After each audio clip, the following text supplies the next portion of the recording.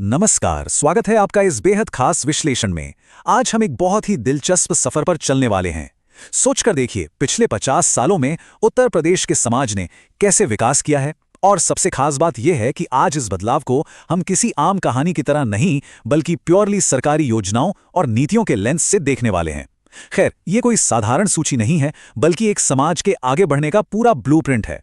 अब आप सामने ये नंबर देख रहे हैं 59। जी हां, 59 योजनाएं। परीक्षा की तैयारी कर रहे हों या बस थोड़ा जनरल नॉलेज बढ़ाना हो, 59 अलग अलग स्कीम्स का नाम सुनकर शायद लगता हो कि इतना सब कैसे याद रहेगा। लेकिन सच कहूं तो इन्हें बस आंकड़ों की तरह मत देखिए। ये तो दरअसल उस बदलते हुए समाज की बुनियादी ईंटें हैं जिन्होंने इस पूरे ट्रांसफॉर्मेशन को आकार दिया है। तो चलिए जल्दी से आज की इस चर्चा का रोड मैप साफ कर लेते हैं। हम सबसे पहले शुरुआत करेंगे फ्यूचर आउटलाइन से, फिर इकोनॉमिक एम्पावरमेंट, उसके बाद सोशल सिक्योरिटी एंड हेल्थ, फिर women and child development, historical foundation और अंत में टूल्स फॉर सक्सेस देखेंगे। हम बेसिकली 2026 की आकांक्षाओं से शुरू करके पीछे 1972 की बुनियादी जरूरतों तक जाएंगे, एकदम टाइम ट्रैवल जैसा।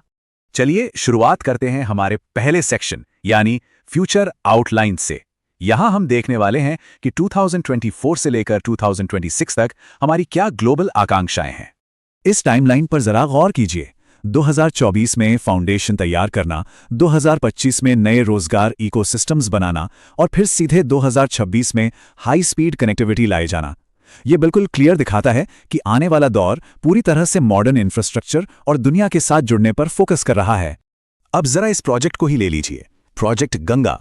इसका लक्ष्य ये नहीं है कि बस सड़क या पानी पहुंचा दिया, बल्कि मार्च 2026 तक लगभग 20 लाख ग्रामीण घरों में हाई स्पीड इंटरनेट पहुंचाना इसका मेन गोल है। इसका मतलब समझ रहे हैं आप, पॉलिसी अब बेसिक जीवन निर्वाह से बहुत आगे निकल आई है। डिजिटल डिवाइड को खत्म करना अब एक जरूरत बन गया है, कोई लग्जरी नहीं। और ये 5F प्रिंसिपल तो बिल्कुल गेम चेंजर है। संत कबीर टेक्सटाइल और अपैरल पार्क का ये मॉडल फार्म से लेकर फाइबर, फैक्ट्री, फैशन और आखिर में फॉरेन तक का एक कंप्लीट इंडस्ट्रियल इकोसिस्टम है। एक ऐसी परफेक्ट सप्लाई चेन जो खेत में उगे कपड़े को सीधा विदेशी मार्केट तक पहुंचाती है। लोकल को डायरेक्टली ग्लोबल बनाने की क्या जबरदस्त शुरुआत है। आगे बढ़ते हैं हमारे दूसरे सेक्शन की तरफ, इकोनॉमिक एम्पावरमेंट। इस दौर की योजनाएं आर्थिक आजादी और एम्बिशन को बढ़ावा देने के बारे में हैं।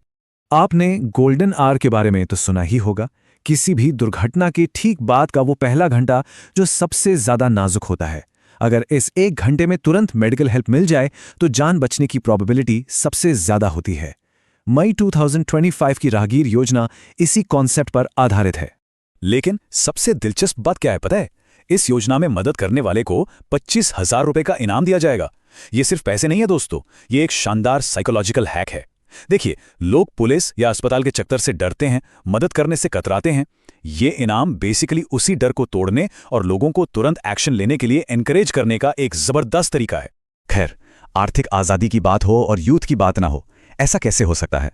सीएम युवा उद्यमी विकास योजना में युवाओं को 5 लाख रुपए तक का इंटरेस्ट फ्री लोन मिलता है। सोचिए, जब लोन पर ब्याज ही नहीं देना तो नया व्यापार में रिस्क लेना थोड़ा आसान हो जाता है ना?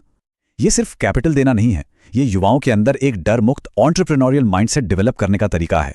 चलिए अब थोड़ा और पीछे चलते हैं। हमारा तीसरा सेक्शन है सोशल सिक्योरिटी एंड हेल्थ। ये 2010 और 2020 का वो दौर है जब सोसाइटी के लिए मजबूत सेफ्टी नेट्स बुनना सबसे जरूरी हो गया था। कोविड-19 का वो वक्त तो हम सबको याद ही है। वैक्सीन को लेकर शुरू में लोगों में कितनी हिचकिचाहट थी, और तब आई अनूठी उपहार योजना 2021, जिसमें एक वैक्सीन लकी ड्रॉ रखा गया। ये एक ऐसी क्राइसिस सिचुएशन थी जहां सरकार ने सिर्फ ऑर्डर पास नहीं किए, बल्कि लोगों का व्यवहार बदलने के लिए रिवॉर्ड्स का कितना बढ़िया इस्तेमाल किया। और उसी महामारी के दौरान इस योजना का स्केल देखिए। पीएम गरीब कल्याण अन्न योजना ने अप्रैल 2020 से लगभग 80 करोड़ लोगों को मुफ्त अनाज प्रदान किया। 80 करोड़! जब अचानक से पूरी दुनिया की इकोनॉमी रुकी हुई थी, तब इतनी बड़ी आबादी के लिए बेसिक आहार सुनिश्चित करना वाकई में क्राइसिस मैनेजमेंट की एक बहुत बड़ी मिसाल थी। अब सफर को थोड़ा और पीछे ले जाते हैं अपने चौथे सेक्शन पर, वुमेन एंड चाइल्ड डेवलपमेंट। 2000 के दशक में गवर्नेंस का पूरा फोकस महिलाओं और बच्चों को आगे बढ़ाने पर था। एक टर्म है जनरेशनल इन्वेस्टमेंट, यानी पीढ़ीगत निवेश। इसका बेसिक मतलब यह है कि जब आप एक बच्ची को शिक्षा देते हैं तो आप सिर्फ उसका नहीं, बल्कि पूरी आने वाली पीढ़ी का भविष्य संवार रहे होते हैं। कस्तूरबा गांधी बालिका विद्यालय हो या 2004-05 में मुफ्त यूनिफॉर्म बांटने की योजनाएं, ये सब इसी फिलॉसफी का हिस्सा थी। ये सोसाइटी में अंदर से बदलाव लाने की तैयारी थी। और सामाजिक बुराइयों को ठीक करने के लिए सरकारें कभी-कभी एग्रेसिवली भी काम करती हैं। जैसे 2017 की मुखबिर योजना को ही देख लीजिए, जहां कन्या भ्रूण हत्या जैसी घटनाओं की जानकारी देने पर 2 लाख रुपए तक का बड़ा इनाम तय किया गया। ये बताता है कि डीप रूटेड बुराइयों को खत्म करने के लिए कभी-कभी सख्त और ठोस कदम उठाना कितना जरूरी हो जाता है।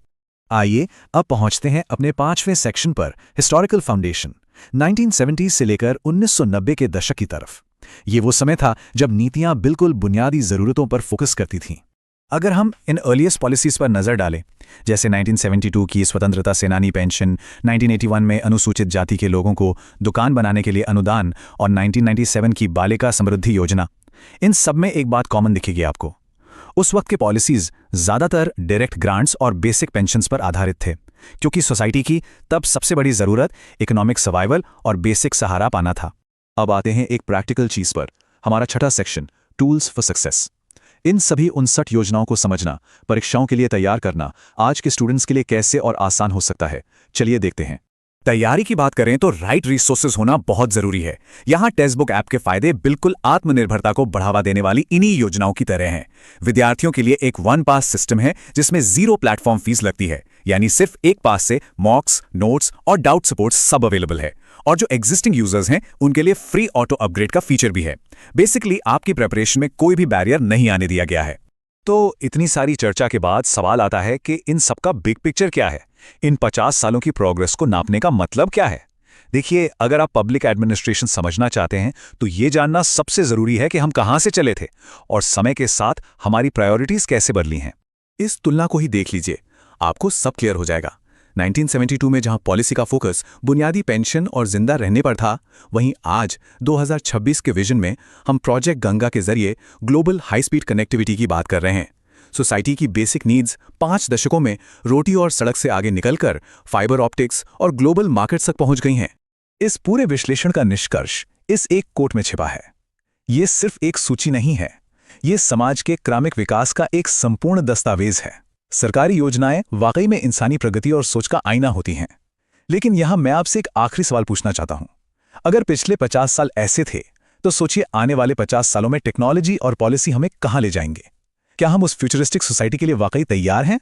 सोचिएगा जरूर। इस विश्लेषण में जुड़ने के लिए बहुत बहुत धन्यवाद।